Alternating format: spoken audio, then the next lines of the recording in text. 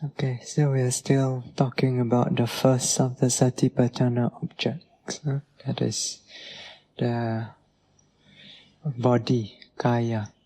So as we explained last night, so this refers to the collection of the four elements.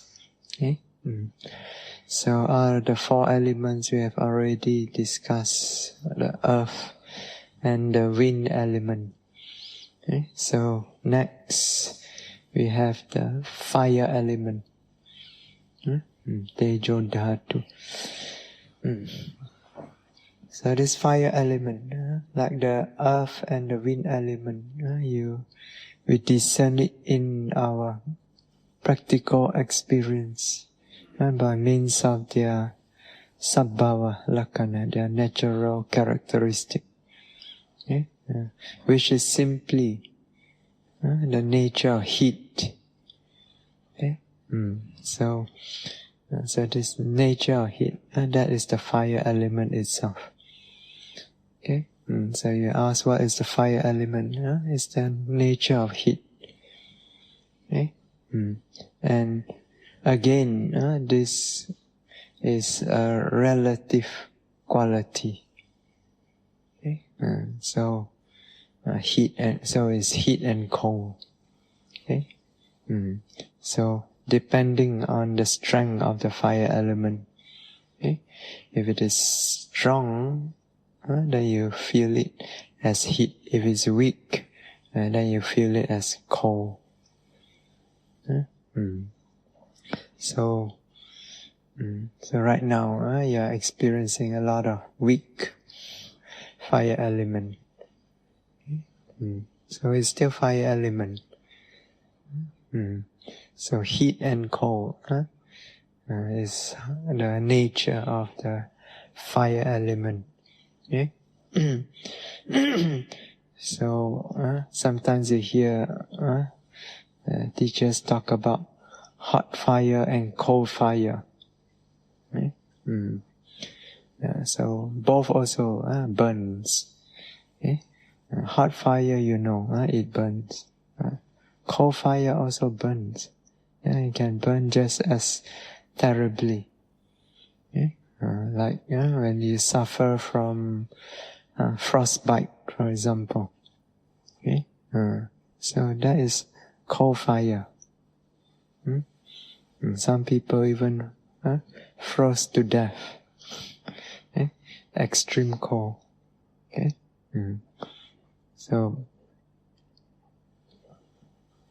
So fire element has got to do with temperature.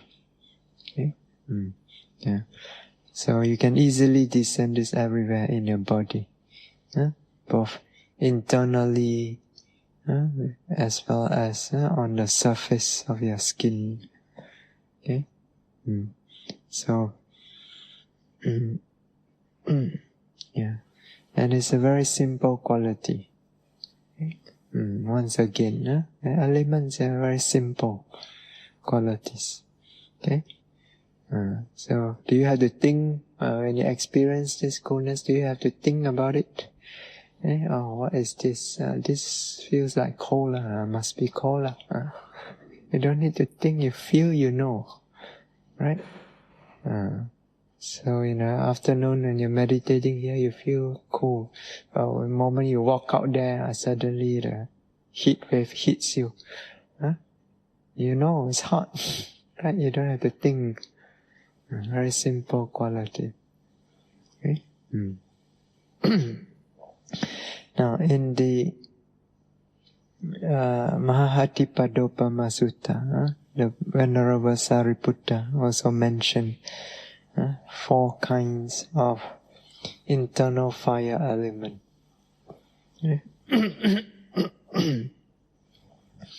The first one is the Yena ca Santapati, the fire element which heats up the body.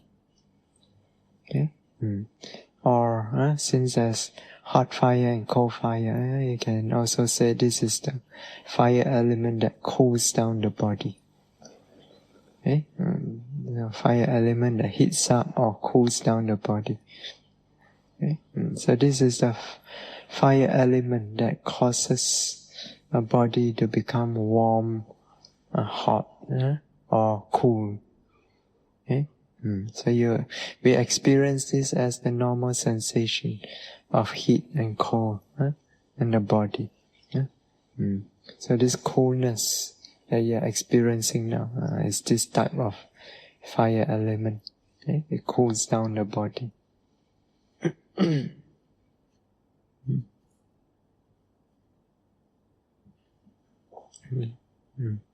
can be caused by external condition. Right? So, in the hot afternoon, very hot, you go outside there, so you feel the wave of heat hitting the body. Okay, so your body warms up. So you note it. Note it as heat. If you are noting very carefully and your noting is very clear, sharp, you notice the heat is not static. So it doesn't remain the same, it fluctuates in its intensity. You feel it's hot, then not so hot, and hot, not so hot. Okay? It fluctuates. Okay? So if your noting is really very sharp, you can even discern this momentary rise and fall of the heat. Okay? So coolness also. Right now, you're in this air-conditioned room. You can feel this wave of coolness hitting the body. Okay? So you observe carefully. You also notice this coolness is not static. Your mind is very sharp. You can feel it fluctuates. Sometimes a bit colder, sometimes less cold. It can fluctuate very fast. Okay? So you observe it carefully enough. If your mind is really sharp, you can even discern the momentary arising and disappearing of this coolness. So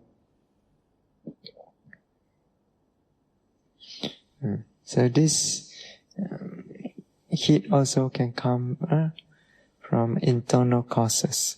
Okay, so from your bodily heat. Okay, so you can feel this like when you are you wrap up in the shawl or a blanket. After a while, you find you start to feel the warmth that's radiating out on the body. Okay, so you observe this also. It fluctuates. It doesn't remain constant. It's up and down, arising, disappearing. Okay. And also experience this from the food and the drinks that you consume. Like if you drink hot water, so when the water touches the lips, you start to feel the hotness. Okay? It enters the mouth, you can feel the warmness, the heat spread all over the mouth. Okay? So you swallow it, you can also notice the heat spreading down the throat. You feel all the way down to the belly. And then from there you may even feel it spread throughout the body. This one you feel it most clearly if less on a very cold day. You feel cold and then you go and drink hot water or hot drink. You observe carefully the heat spreads from the lips to the mouth to the throat down to the belly, and then it spreads throughout the body. Okay? You can also observe this from the food that you eat. Okay? So before breakfast, you may feel cold because you haven't eaten yet. Especially if you have a very weak body, you may feel a bit cold. If your health is not so good, you may even shiver. Here in Malaysia, not so much. Our weather is quite hot. You go to countries like, for example, in Burma, it's during the cold season. In the morning, it can be very cold. Okay, so before in the morning when you have not eaten yet, you may feel very cold. Sometimes you may even shiver. Okay, then after that you go and eat.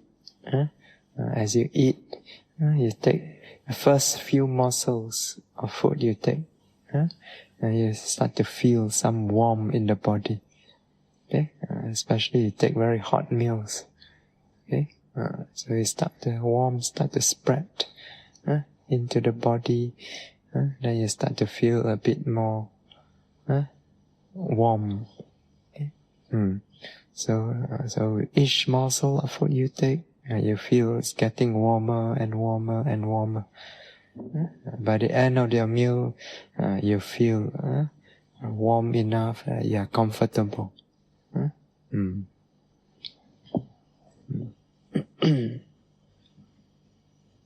Okay. Then the second type of fire element, yena cajiriyati, is the fire element that ages the body, causes aging. Okay, so fire element causes aging. Okay? Aging here means growing, maturing. So it's fire element is responsible for growth and maturation of material things. Okay? So our body can grow because of fire element. Okay? So plants also can grow because of fire element. Fruits can ripen because of fire element. Okay? So without fire element, the fire element is weak. It cannot ripen. You take a fruit, you put it in the fridge, it will stop ripening. Right? So, but growth and maturing causes aging. Okay? As you grow, as you mature, you become older and older. Okay? Actually, aging starts from the day you are born, so you start to grow and mature, right? But at that time you don't say you're aging, you're growing old. You say that you're growing up. The baby is growing up. So when he reach a certain age, they say, it's maturing. A teenager is maturing. I don't say grow old. We try to avoid the word old. Only when reach age where you have no choice anymore. As white hair starts to grow on your head, your body starts to break down, then only you use the word old. Even then also some people still don't want to admit, dye the hair. So, but aging starts on the day we are born. Okay? So aging is a process of slow decay of the materiality, of the material body. But it's a very slow process. Okay? So therefore it's very difficult to discern this in our practice. Okay? So you come for a retreat only 1 week. At the end of 1 week you look, I'm still the same, haven't grown old yet. So but if you're very mindful and your awareness is very in tune with the changes in your body, then you may realize, you can discern year after year how due to the daily exposure to heat and cold, gradually your body begins to age and break down. Okay? So even here also, even though it's only 1 week, because if you stay 1 week, you stay under the aircon. You don't apply, let's say you don't apply moisturizer or what, you can see your skin start to wrinkle. See, you're exposed to fire element. It causes aging. Okay? If you are in tune with your body, you can feel year after year, body is aging. So most of you here in your 50s, 60s, 70s, right? So, do you remember how your body was in your 20s? So, very different, right, from now? So, even when you're in your 30s, you compare 30s to 20s also, slight difference. Okay? And you come to 40 again, different. Okay? 50s again. So up to 30 actually still okay, come 40s, you start to slowly, it starts to come in, aging. Okay, but not so bad yet. 40s not so clear yet. So maybe you suffer, like for myself, before 40s, in my 30s I still don't have to wear spectacles. But the moment I hit 40s, chun, cannot see properly anymore, cannot read. I have to go and make spectacles. So then you come 50s, you start to show more. 60s start to go downhill already. 70s, ayo, pain here, pain there. So I know all this because I had to interview yogis a lot, and yogis are mostly in their 60s, 70s. So year after year, the body changes. Because every day you are exposed the fire element. Okay?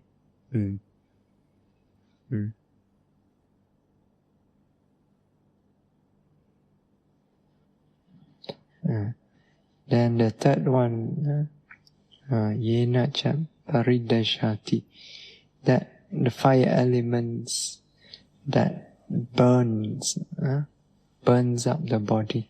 And so this is a more intense form of fire element. Okay, so it is a excessive, intense heat. Okay, like when you are having high fever. So very high temperature. Okay, and those who suffer from malaria, you feel this. Okay? Malaria, you swing between very high temperature and then suddenly the body becomes very cold, you can even shiver. And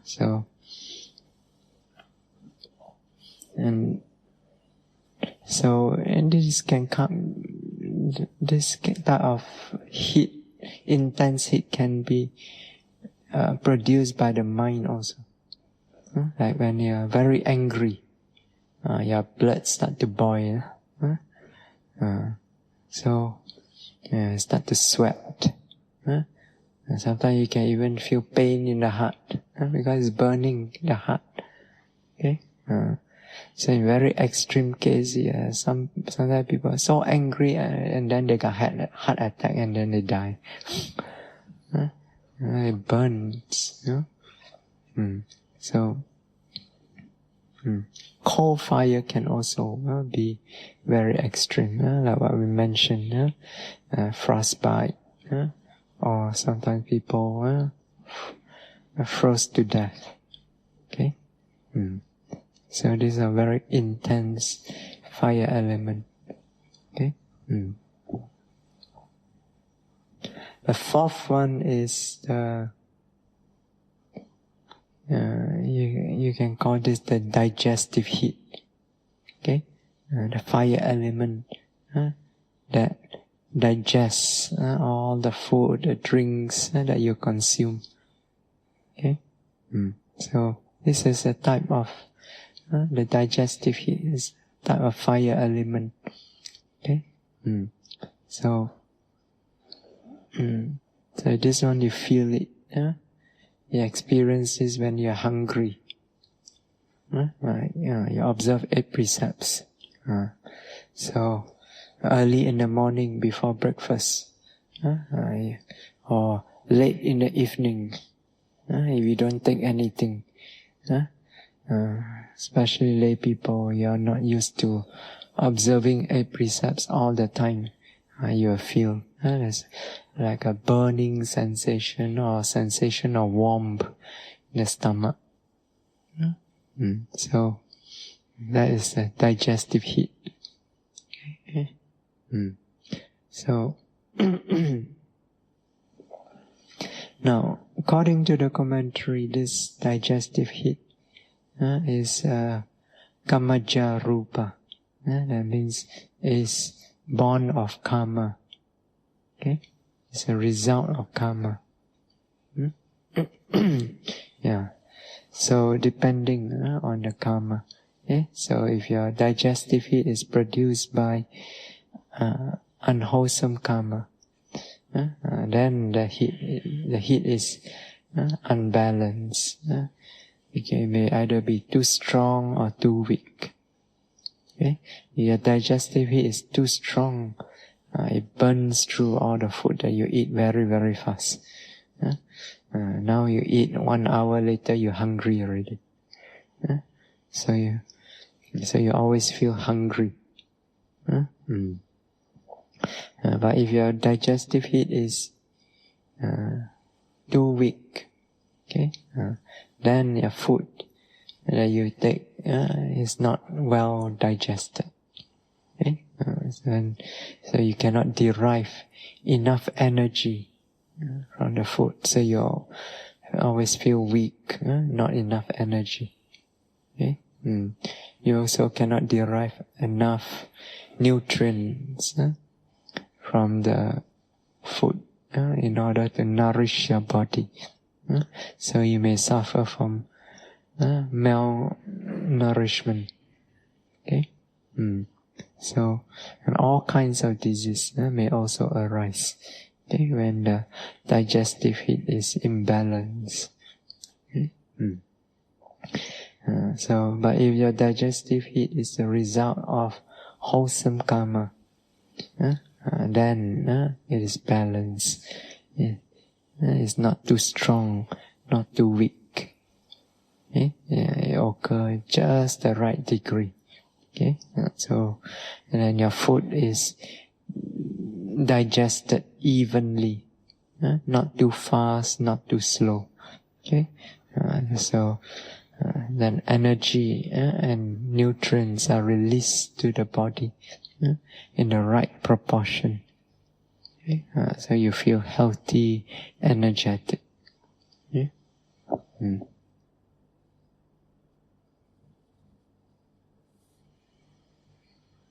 Okay.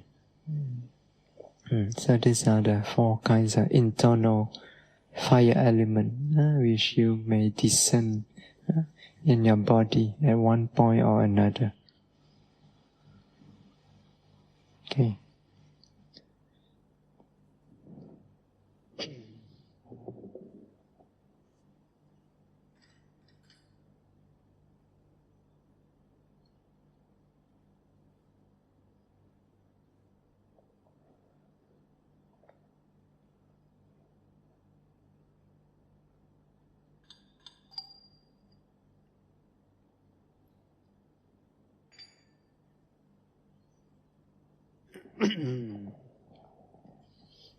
So the last one is the water element.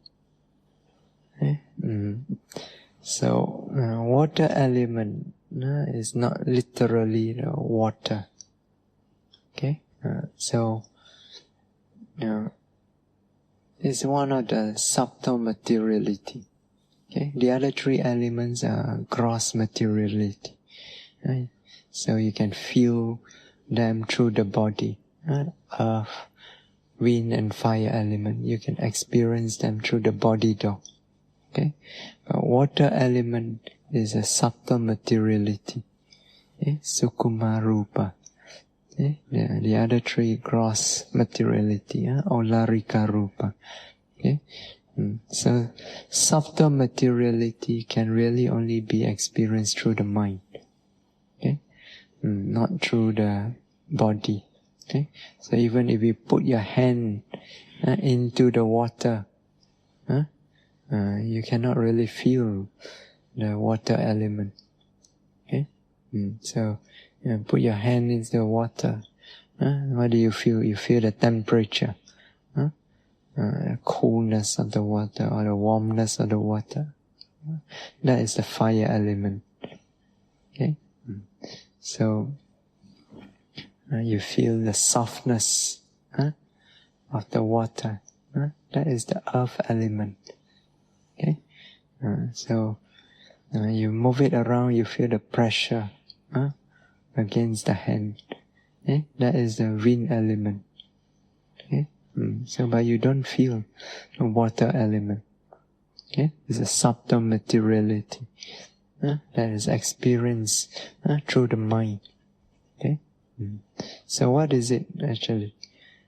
So it is the nature of cohesion. Okay? The materiality binding together. Okay? Like you take a flour and you mix it with water. Okay? Without water, the flour is all dispersed. Right? So when you mix it with water, it binds together. So that binding, that is the water element. Okay? So that is when it's weak. Okay? When it's strong, then it's more of flowing. Flowing, fluidity. It flows. Okay? So, or disperse. Okay? So, sometimes yogis feel when they put the foot down, they observe that the foot, that's the materiality spreads out. That is the water element that's spreading out. Okay?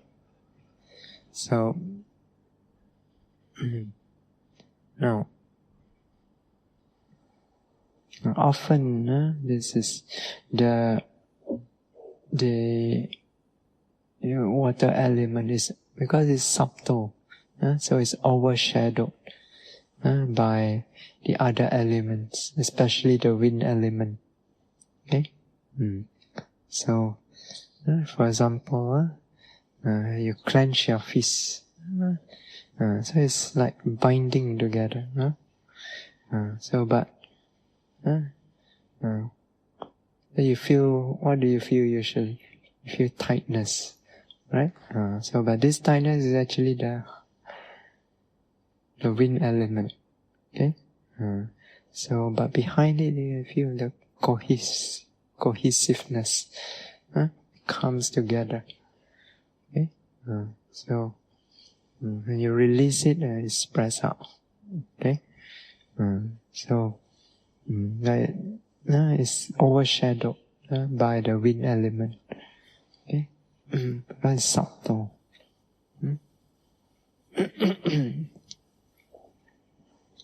You also discern it when you're sweating, the mucus coming out from the nose, tears, and your saliva, even when the urine flows out. Okay, Yeah, but remember, it's not felt through the body though. Okay? So for example, when the sweat flows, okay, what do you feel? Actually you feel something like coolness, right? So that is actually the fire element. Okay? But from this sensation, in your mind you know something is flowing. Okay? So in the mind that you know the flowing. Okay? What you feel to the body is temperature. Okay? Or the smoothness, which is the earth element. Okay? But from this, in the mind you know, that's flowing. Okay? When you swallow the water also, you feel the temperature, right, which is the fire element. Okay, you feel the pressure caused by the act of swallowing, okay, which is the wind element. But from this sensation, in your mind, you know that something is flowing down. So the water element, it can only be known through the mind. Okay, so it's something very subtle. Mind has to be very sensitive, then you can discern. It's often overshadowed by the other elements. Okay? But you do feel one thing, because the function of water element is to intensify materiality. Okay, so what this means is that it invigorates materiality. Okay? Like when you, before you take a bath, your body feel like very tired, without vigor.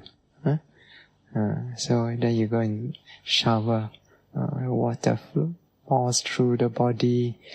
After that you feel very fresh, very invigorated. That is the function of the water element. It invigorates the material body.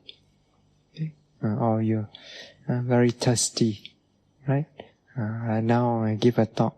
Occasionally have to drink because you're becoming more and more thirsty.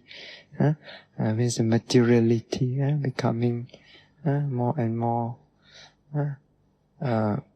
but without vigor, tired and so on. Okay, once you take a drink, it invigorates again, and that is the function of the water element. Okay, so it's like freshen up.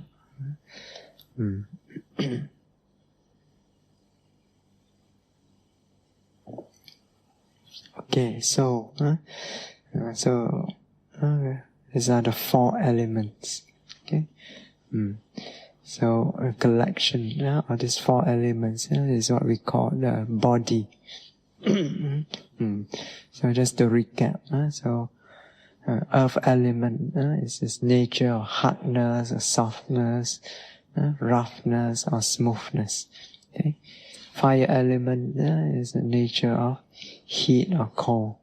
Okay, wind element is the nature of support. It comes with the sensation of support, such as pressure, pushing, tightness, pulling, tension, stiffness, motion. Okay? And water element is cohesion, okay? Or dispersion, flowing, spreading. Okay? So these are the four elements. Now, besides their individual nature, we also experience the four elements in terms of what the commentary called the mode of appearance. Okay, so which is heaviness or lightness. So heaviness is more of the earth and water element. These two elements they are said to be heavy. Okay, Lightness is more the wind and the fire element. Okay, and so these two elements, they are light. Okay, so especially in walking meditation or in daily activities, you may feel this heaviness or lightness of the materiality. Okay.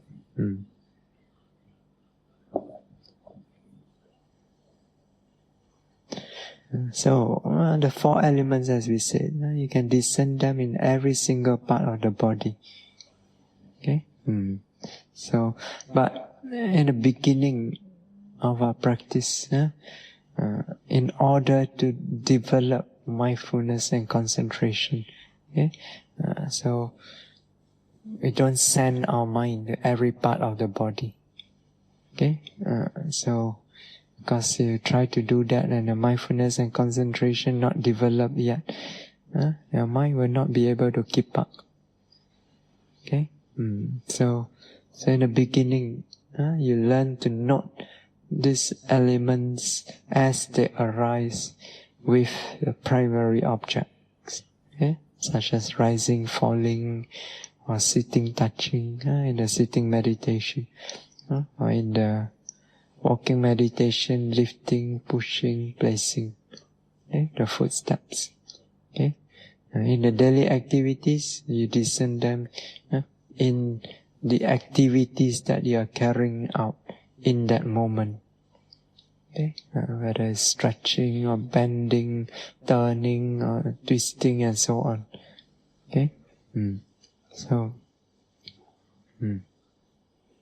now for beginners, usually at first, your attention, when you note all these objects, rising, falling and so on, at first your attention falls more on the concept relating to the object. Like if you note rising, falling, you notice more like the form and shape, and the abdomen. The abdomen round like a ball, or flat like a wall, and so on. Okay? One yogi reported abdomen like a plastic bag. It's form and shape. Okay? So, or you notice the direction of his movement, up and down,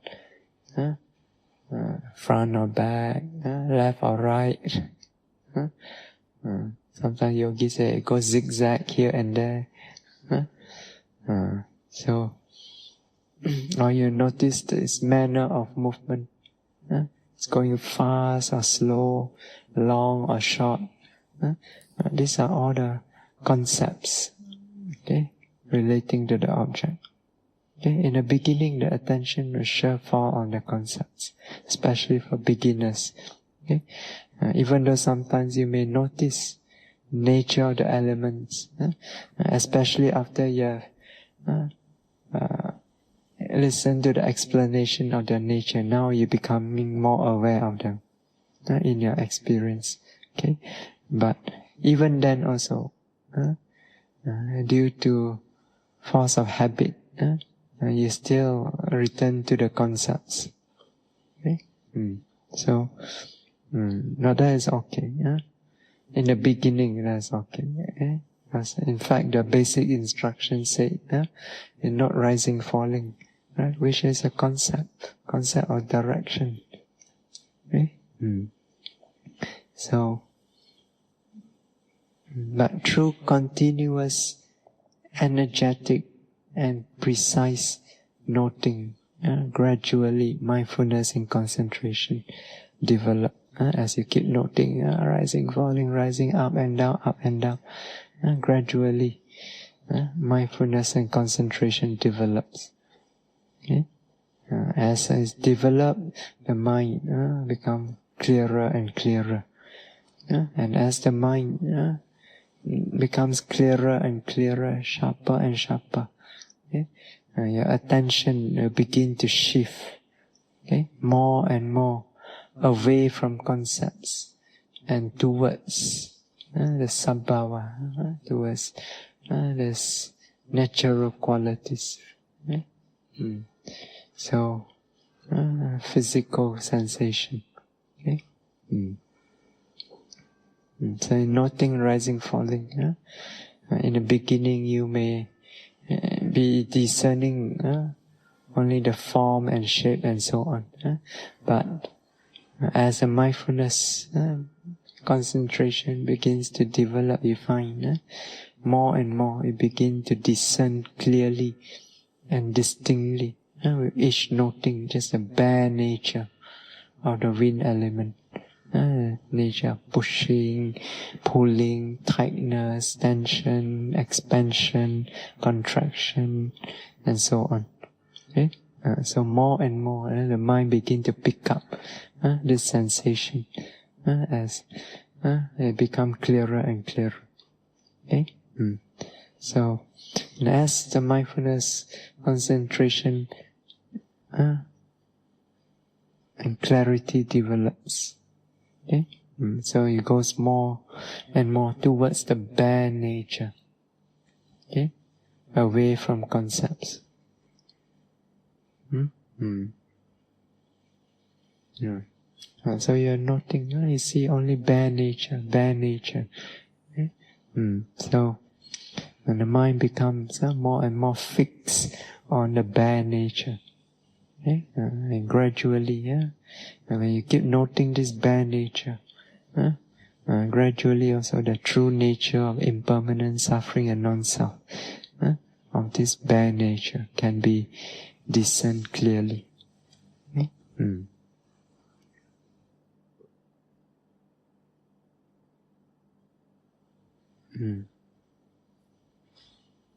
Now, of course, with the development of mindfulness, concentration, and clarity, so you discern this physical nature, okay?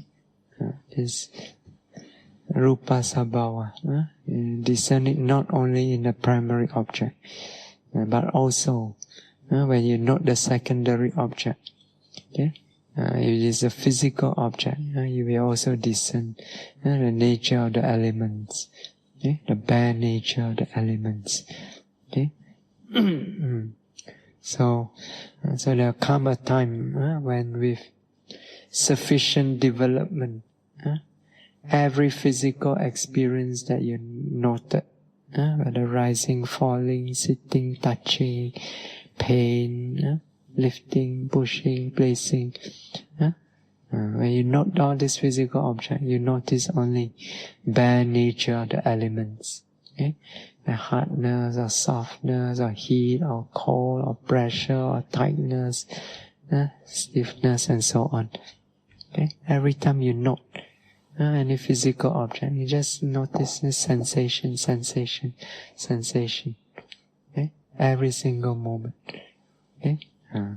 So then when this happens, because your attention is only on sensation, just bare nature of the physical sensation, so the idea of a person tied up with the body disappear. Okay, because the mind is only experiencing sensation all the time. Okay. So even the idea of the body disappear. That's why sometimes yogi, when they report, they say that I don't feel the body anymore. No head, no neck, no arms, nothing. I just saw this sensation. Okay? So when this body is not there, even the idea of a person connected with the body also disappear. So there's only bare nature of elements, moment to moment, just rupa dhamma.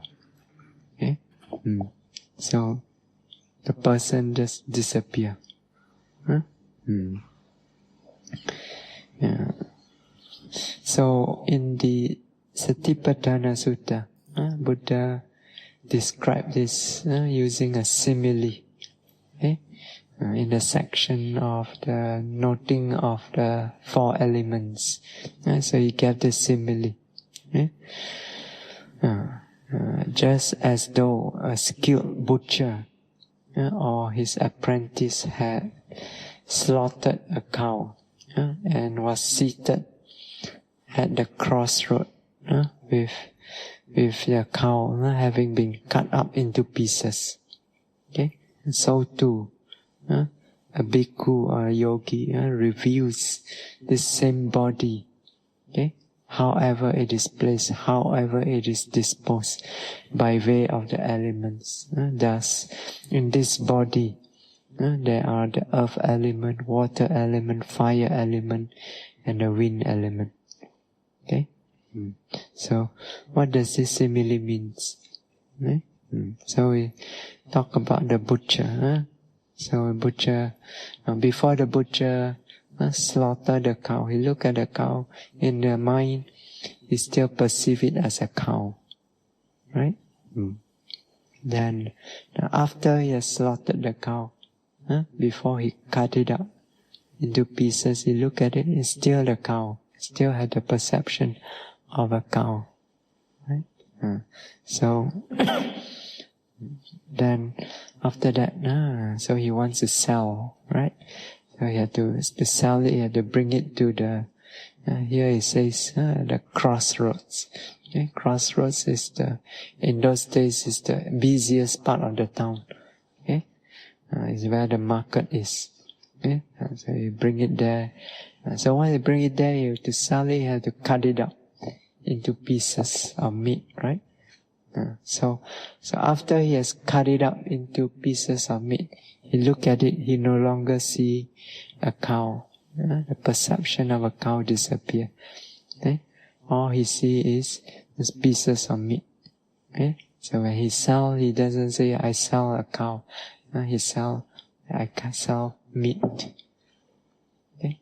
So similarly, a yogi, before you start meditating, you look at this body, it's still the body. Right? The head, the eyes, the nose, the neck, the arm, and so on. Okay? So, then you start meditating. And when you meditate, you see clearly all these elements.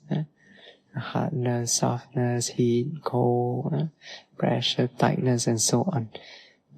So you discern the body until you see what is there is just elements. There's no body, no person, just elements. It's like you have dissected the body, cut it up into pieces of elements. Okay? So the perception of the body or person connected with the body disappear.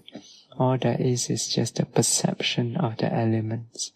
Okay? No person, no being here. Okay.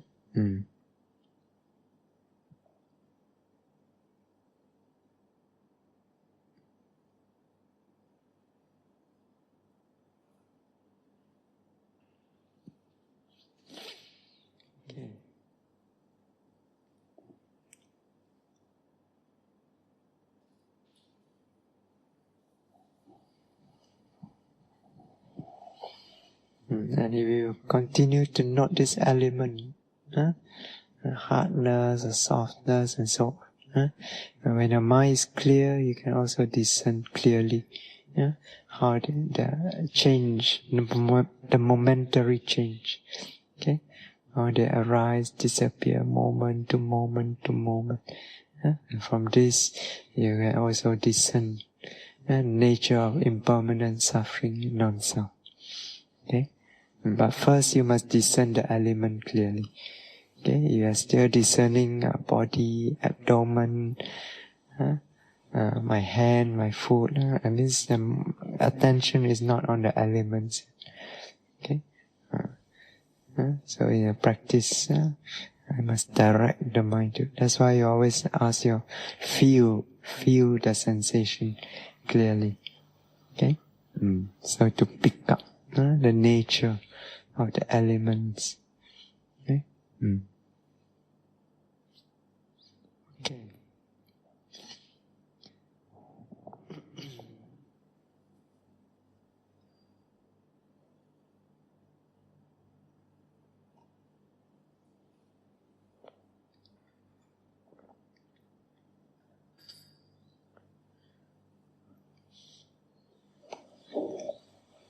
Okay, now the second of the Satipatṭṭhāna objects is Vedanā. So, what is Vedanā? So, Vedanā is often translated as feeling. So, but here we have to be careful. So, feeling here is not Vedana as feeling. Feeling here as a meaning of Vedana. Right? So, it's not the same meaning as often used in the English language.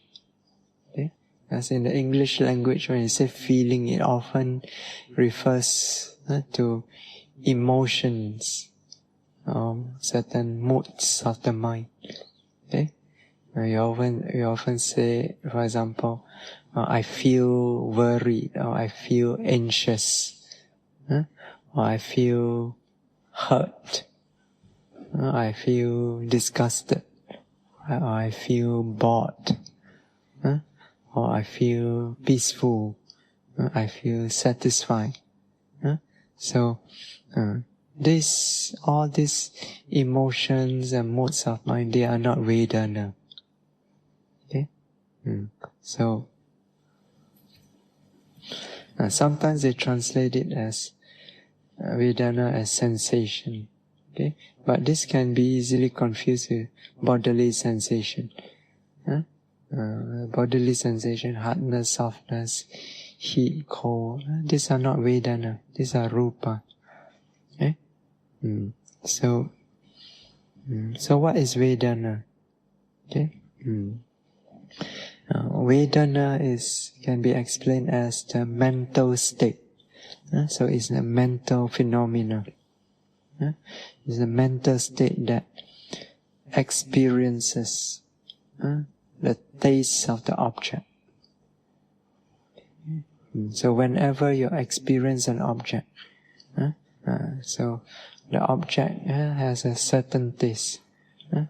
Generally, we say it's pleasant or unpleasant, or neither pleasant nor unpleasant, or neutral.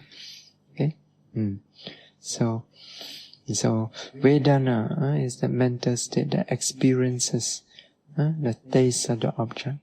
So it's the mental state that experiences pleasantness or unpleasantness, or the neutralness of the object.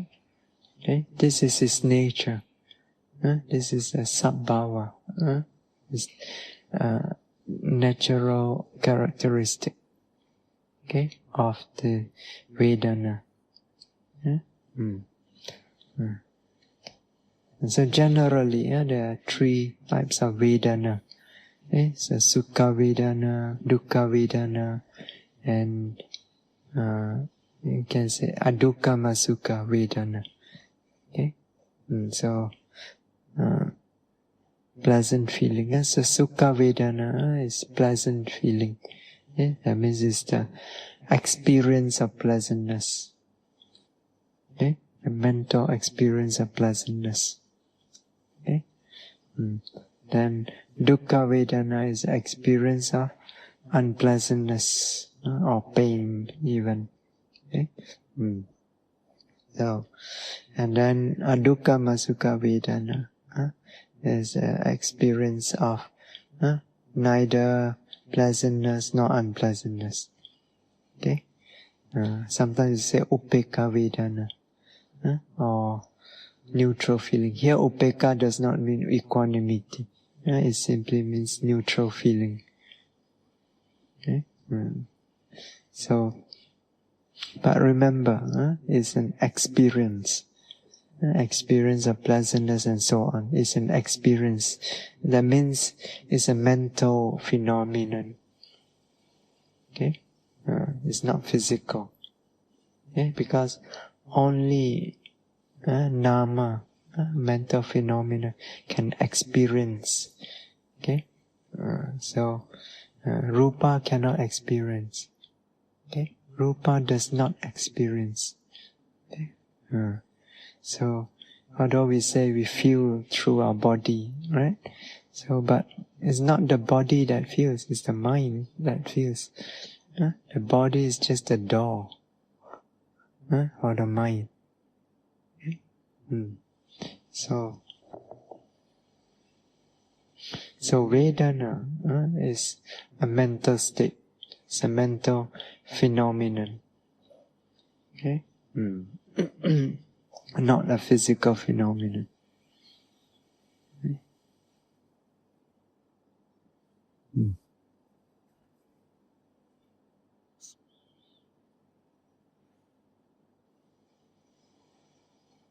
Now, but even though Vedana is a mental phenomenon, okay, but it can be tied up with bodily experience.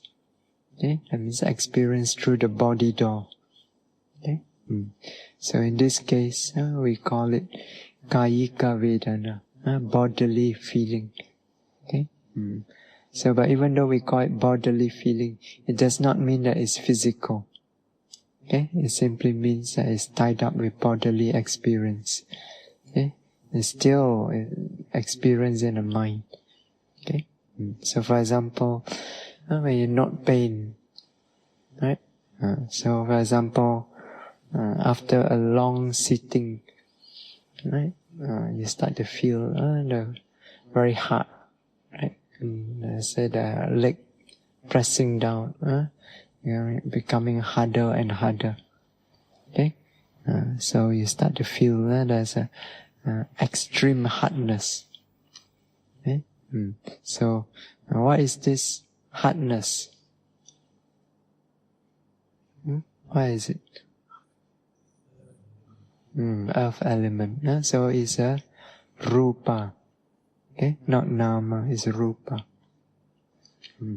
So, but even as you are experiencing this rupa, this hardness, okay, in your mind, you experience discomfort or pain, unpleasantness connected with the hardness, right? So that experience in the mind, the experience of discomfort or pain, that is Vedana. So if you note that mental experience of discomfort or pain, then you are noting Vedana. So you are doing Vedana Nupassana. Okay? So here, if you are noting is sharp, precise and clear, you can realize that there are more than one dhammas there, more than one phenomenon there, right? So more than one nature.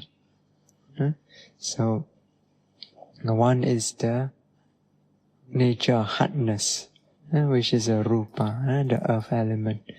Okay? And the other one is the Vedana itself. The experience of pain, okay, and that is nama. So there's nama and rupa. That we are noting is sharp. You can see clearly, distinguish between the two. Then you can have this what we call nama rupa parijjhana. It's just the first insight. That distinguish clearly. This is this, that is that. Okay, so. So it's not mixed up together. So your mind is clear enough. You can also easily discern the cause-effect relationship between the two. Because of hardness, there is an experience of pain. Okay? So this is a like the second insight, Paccaya Parigahanyana. Okay? The mind just, when you note, you discern it immediately. Okay? Without thinking, the mind just realize. So, it's just like something, a bulb turn on. Experience of insight is like this. Okay? Without thinking, you just realize it simply by observing. Okay? You see, there's cause and effect. Okay? And your mind is very sharp, very clear. You can even discern how each of them arising and disappearing. You see the hardness arise and disappear, and you see the experience of pain arise and disappear along with it. Okay?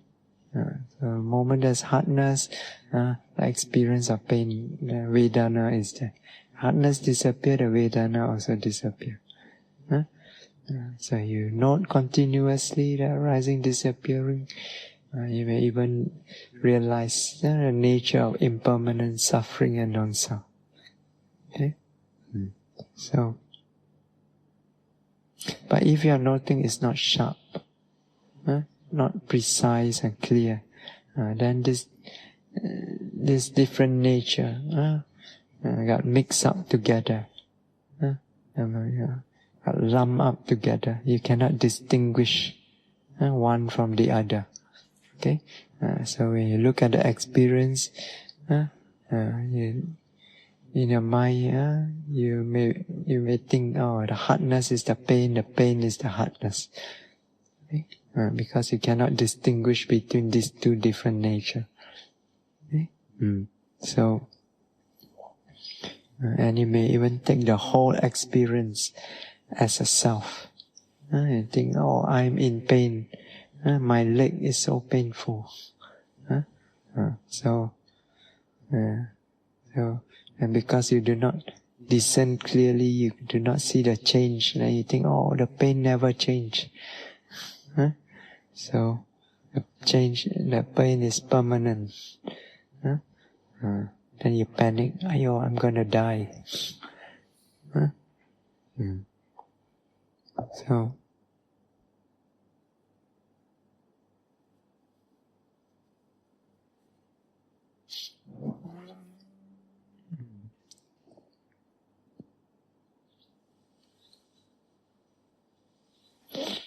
okay, now, talking about pain, so let's talk about noting of pain, because beginning of the practice, first few days, so often, especially if you are a beginner, then you may have to note a lot of pain.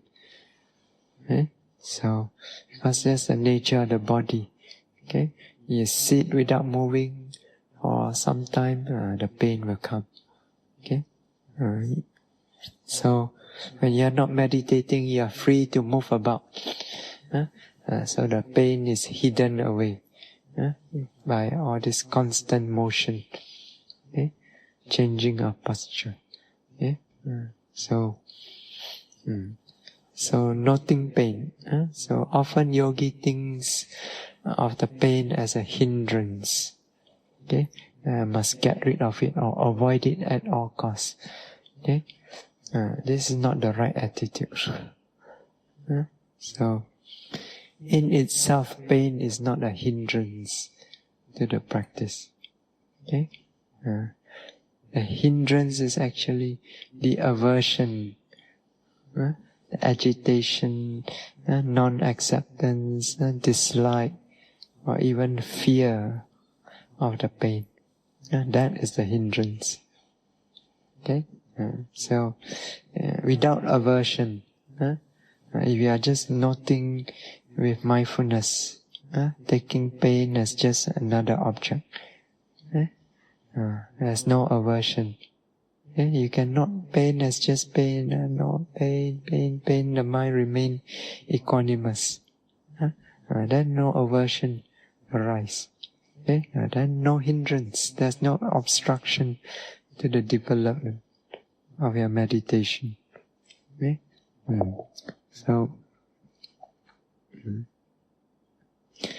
So when pain arises, or when it's dominant, it should be noted with mindfulness. Okay? This is Vedanā Vipassana. Okay? So some people say, you should not pain in your practice.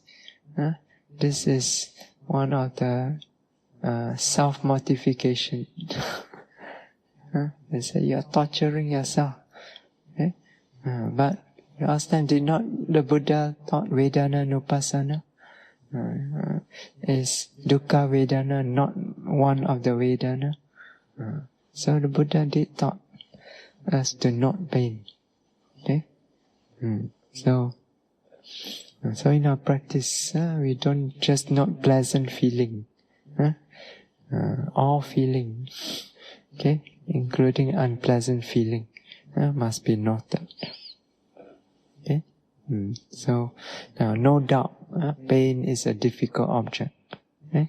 So it's not easy, especially for beginners, to know. Okay? So, but acceptance is the key to noting pain. Acceptance. Okay? So we must stop seeing pain as an enemy to be gotten rid of. Okay? We must change the attitude. They say there's a saying, pain is a good friend of the yogi. So you must treat it like a friend, or a very stern teacher that can help you to develop a mindfulness concentration. Pain is a good object. It's not called a friend of the yogi for no good reason. Okay, so because you see, pain when it's present, right? So sometimes, often yogis complain, object not clear, rising, falling not clear. Then you ask him, not sitting, touching, not clear. This not clear, that not clear. When pain comes, very clear. So you cannot avoid it. It literally calls out to you. Right? So then you have a clear object to note. Right? And if you can handle it, you can note it with mindfulness. Right? You can develop samadhi very fast. Because it draws the mind in.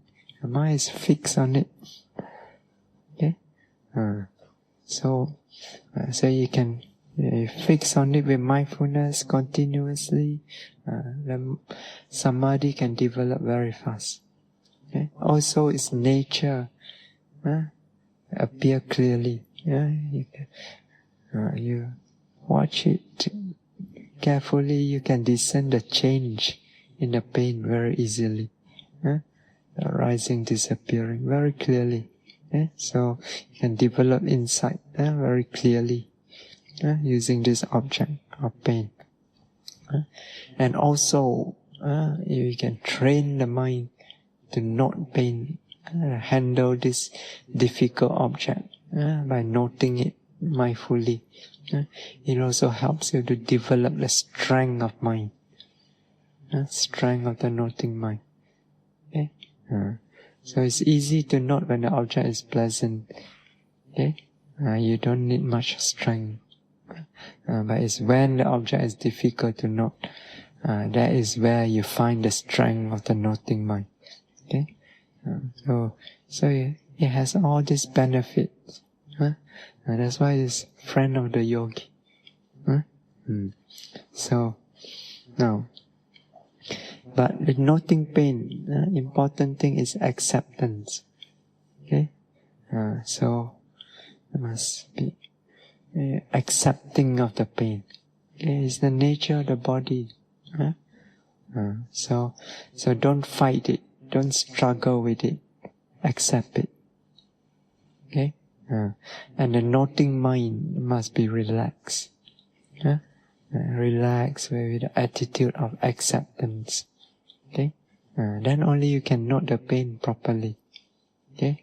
If the mind is not relaxed, struggling with it, you cannot note the pain properly. You cannot discern its nature clearly. Okay? Because you are fighting. Right? You are struggling. So, the mind will become tense. So, you cannot discern clearly. Okay? Now, a helpful reminder here is the Buddha's instruction to Nakula Pita. So, Buddha told him, because he said, I'm very old already, body is sick. So Buddha told him, when the body is sick, don't let the mind also be sick. So, so how is the mind sick? So the mind is sick when you experience the pain without mindfulness. Okay? So without mindfulness, it gives rise to defilements, agitation, dislike, aversion, fear. So these defilements infect the mind, so the mind becomes sick. Okay? And how is the mind not sick? When there's mindfulness. The pain is there, you note it with mindfulness. Mindfulness together with clarity, sati sampajanya. And you discern the Vedana exactly as it is. It's just Vedana, just a mental state. Experience of unpleasantness, experience of pain. You see, it's just Vedana. It's not me, not mine. Okay? So then you don't think I'm in pain. It's just pain. So that means you experience it with insight into its nature. Impermanent, suffering, non-self. Okay? Then no problem. The mind can remain equanimous. It has that steadiness, the strength. You view it with equanimity, without being shaken. Okay? So Buddha talk about the 1 ton and the 2 tons. So when you experience pain, so if you do not note properly with mindfulness, it's like being pierced by 2 thorns. Okay? The first thorn is, of course, the pain itself. Okay? This one you cannot avoid, right? This one comes with karma of having a body, a human body. So, if your karma is good, you're reborn as a deva. Deva, the body don't feel pain. Throughout their life, they feel very comfortable. Only when they are about to pass away, then only they start to feel some tiredness, discomfort. Okay? But throughout their life, they don't feel any discomfort. But you born as a human karma. You have this body. So you cannot avoid. One way or another, you feel discomfort, you feel pain in the body. That's why acceptance is very important. Okay? So, So this one you cannot do anything. Okay? This first thorn you cannot do anything. It comes, and the condition is there, you experience it. Okay? So, but the second thorn, that is when you don't know with mindfulness, then dosa arise. When dosa arise, there will be domanassa, unpleasant mental feeling. Okay, so that is the second thorn. Okay, this second thorn can be avoided by noting. You note with mindfulness, then dosa does not arise, so you do not feel unpleasant mental feeling. The mind can remain steady, equanimous. Okay? Then you are pierced by only one thorn. Your mind remains steady, relaxed, steady. You can watch the pain as it is. Okay?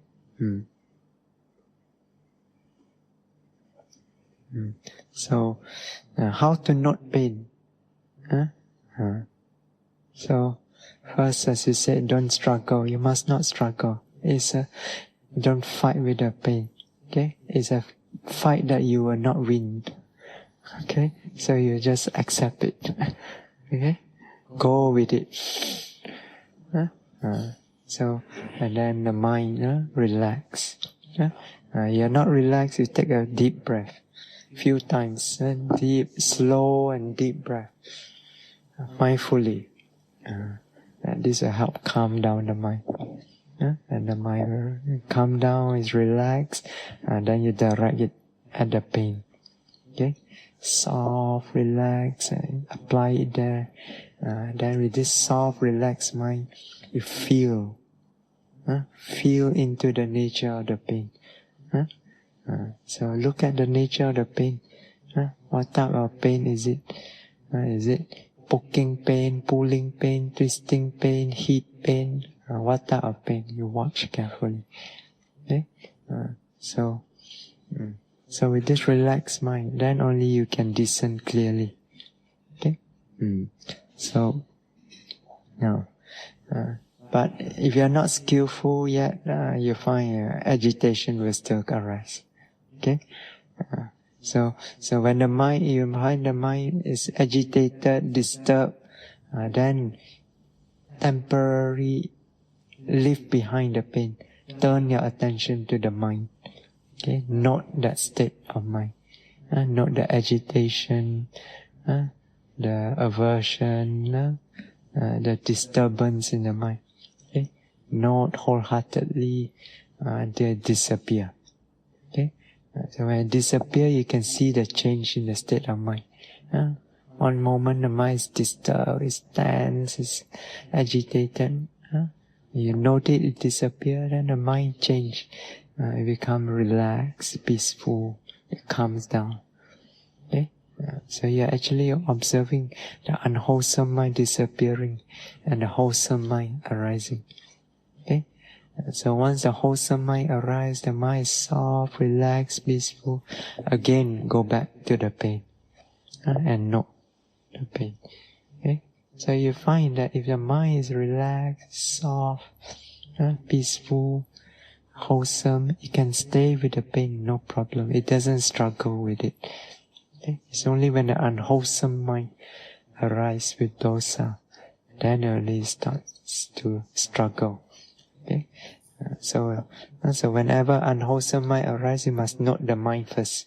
Okay? Forget about the pain first. Note the unwholesome mind. Note until it disappears and the mind is wholesome again. Then only go back and note the pain. Okay? Now in meditation, we must always note the wholesome mind. Remember, mindfulness is a wholesome state of mind. Okay? So don't note when there's defilements in the mind. Defilements, you turn your attention to the defilements and then note it. Okay? Until it disappears. Okay? So this is how you note the pain. Okay? So once, if you're agitated again you note. Okay? No, it disappears, then you come back to the pain. Okay? So,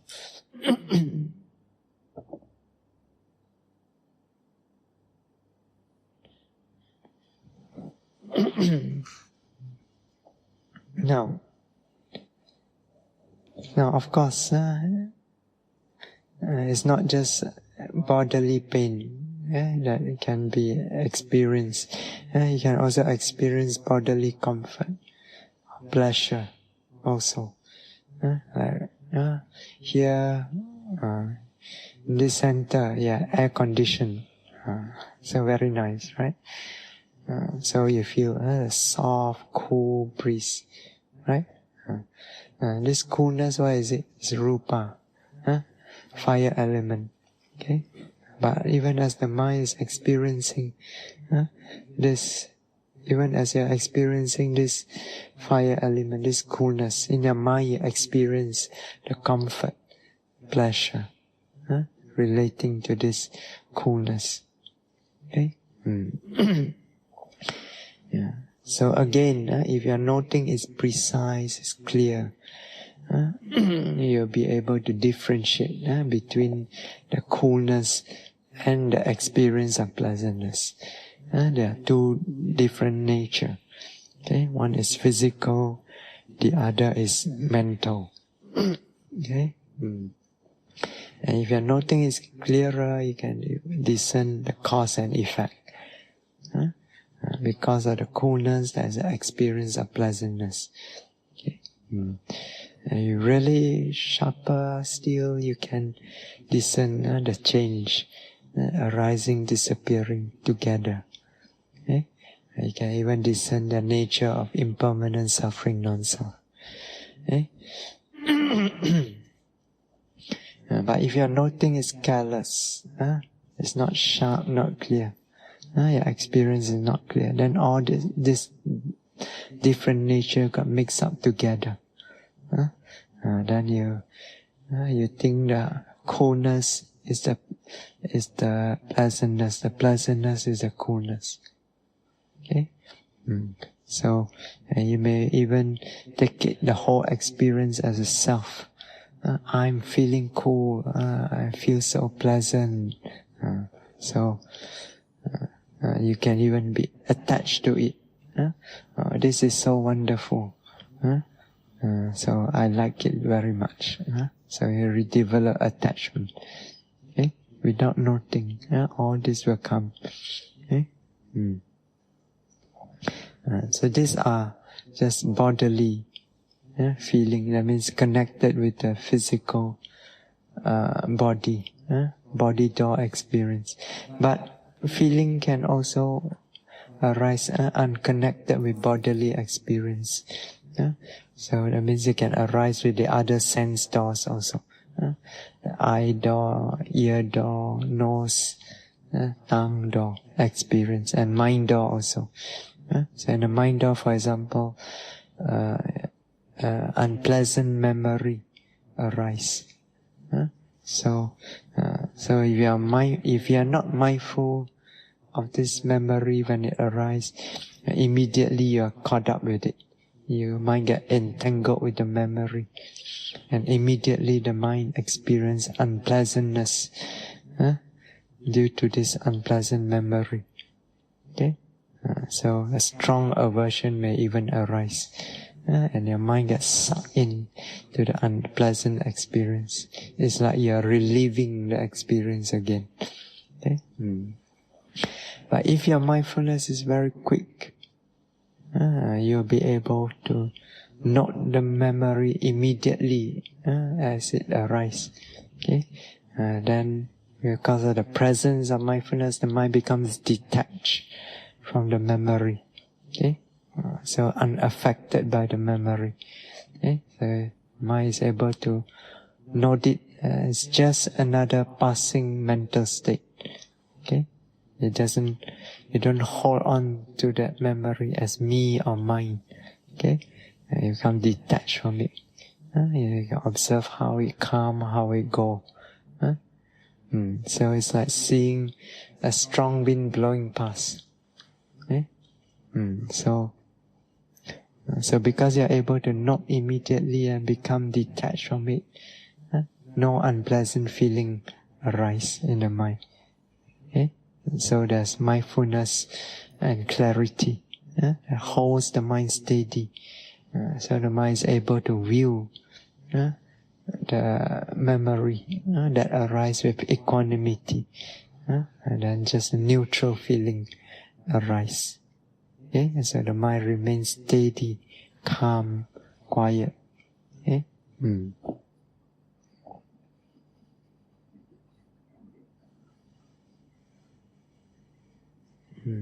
Similarly, the other sense doors also, you can experience seeing, hearing, smelling, or tasting an unpleasant object also. If you do not note, then unpleasant feeling may arise.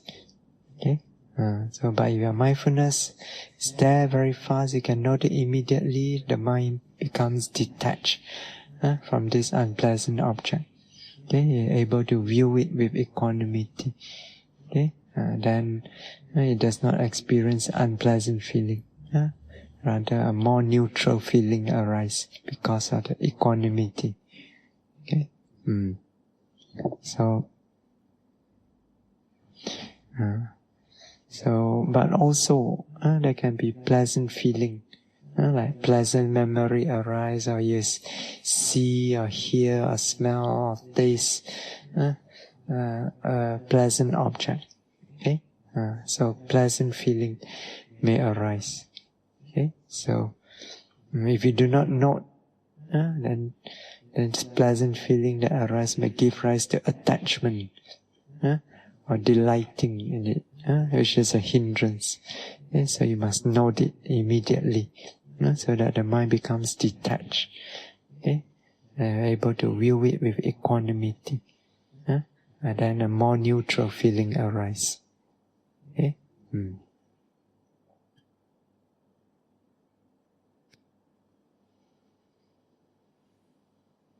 So with each kind of Vedana that arises, so if you note it clearly, precisely, mind is able to discern the nature of the Vedana exactly as it is. It's just a mental nature that experiences pleasantness or unpleasantness or neutralness. Okay? So there's no I that is experiencing this pleasantness and so on. So there's nobody there that feels. Okay? What is it that feels? It's just this mental state that feels, just this Vedana. Okay? So when you can view it like this, so there's no idea, I am in pain. There's only pain. And only the nature of pain. There's no idea, oh, I feel so good. That's just the experience of pleasantness. Okay? So if you are, nothing is clear enough, you can even discern the momentary nature of the Vedana, how they arise and disappear moment to moment. Okay? The nature of impermanent suffering and non-self. Okay? Okay, so this is Vedana Nupassana, noting of Vedana, noting the experience of pleasantness or unpleasantness or neutralness as they arise. And this is Vedana Nupassana is important. Okay, by noting Vedana that arise in our experience, it brings stability and continuity to the practice. Because it's often the Vedana, if not noted, it throws you out of the practice. Because if you do not note dukkha Vedana, dosa will arise. Okay? So then dosa arise, it throws you out of your practice. You don't note sukha Vedana, attachment, craving arise. Again, you are thrown out of the practice. Okay? You don't know neutral feeling. What's neutral feeling? It's very peaceful. The mind, you don't know it, the mind can go into a state of like delusion. You can become so peaceful that the mind becomes like blah blah, and go into a state of delusion. Okay? So again, you're thrown out of the practice. So you don't note Vedana, your practice is not stable. It's not continuous. It keeps being thrown off track. Okay? So Vedana Nupassana is very important. Keep you on track. Keep your practice stable. Okay, we stop here tonight.